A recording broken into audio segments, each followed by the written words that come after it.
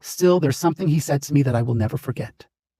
When you are a grown man, make sure that you use your gift for good, not evil. Of course, we were speaking in Chinese, and the word he used for evil was xie. I had never heard that word before. When I asked him what it meant, he explained that it meant bad. I then asked him, what's the difference between evil and bad? He paused thoughtfully and then said, one day when you are older, you will stand in front of your bathroom mirror, shaving your beard. Stop for a moment, put your razor down, and just look at yourself. Look deeply. Do not lie to yourself.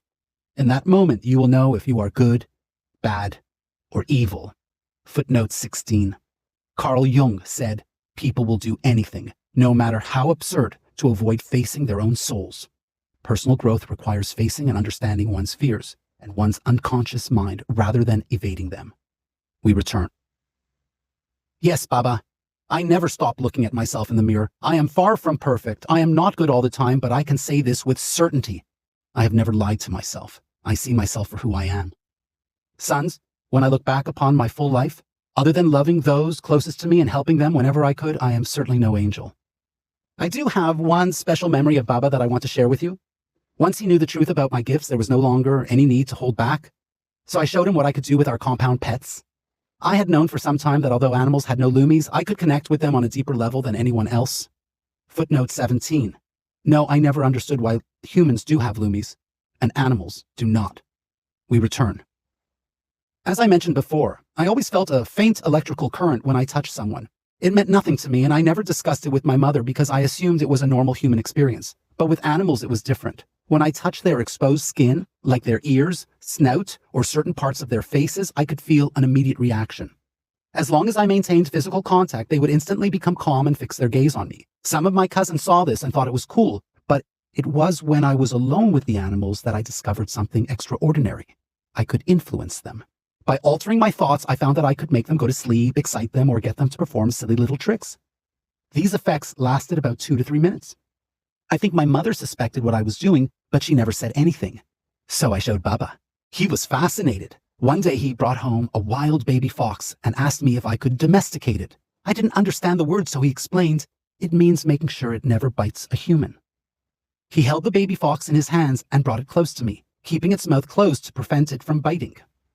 I reached out and touched its face. The moment I made contact, I could feel that it was a female fox. Somehow I just knew.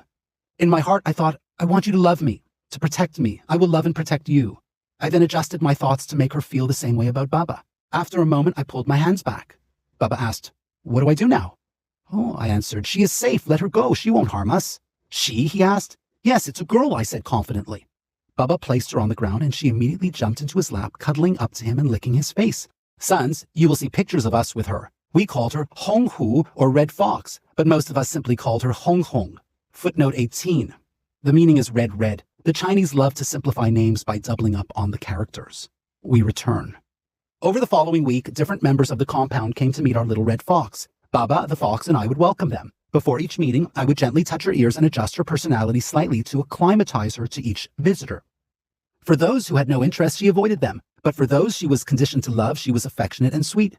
No, I couldn't do this simple little trick with people, nor did I ever learn how. With people, I eventually figured out how to make far more powerful adjustments, nudges in the direction I wanted. Baba was always smiling, always making people laugh. He had a knack for little jokes and took the time to show genuine interest in people's lives. Years later, when I learned more about who he had been back in China, I could hardly reconcile that man with the warm, kind person I knew.